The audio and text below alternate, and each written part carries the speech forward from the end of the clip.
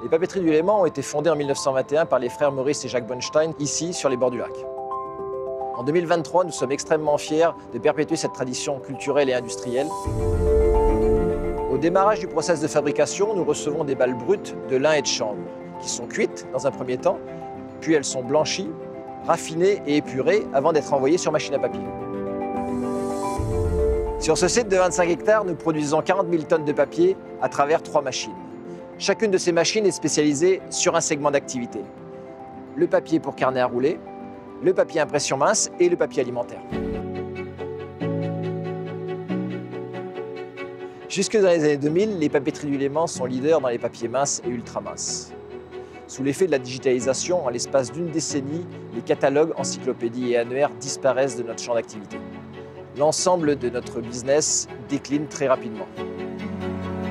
Pour ce plan de retournement, on a fait 2 révolutions, une révolution stratégique et une révolution managériale. On a 3 machines ici qui fabriquent du papier mince. La révolution stratégique, ça a consisté à hyper spécialiser chacune de ces machines au service d'un seul segment de marché. La deuxième révolution, elle est managériale.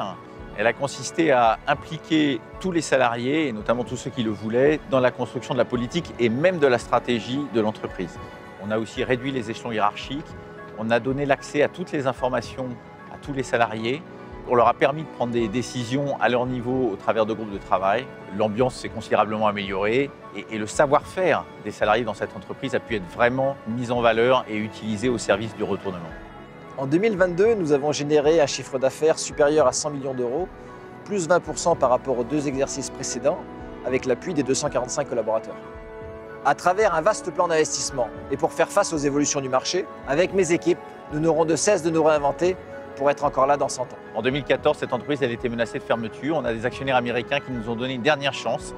Et cette chance, les salariés l'ont saisie grâce à leur savoir-faire, mais aussi grâce à leur engagement. Et on est super heureux que ça puisse être mis en valeur aujourd'hui.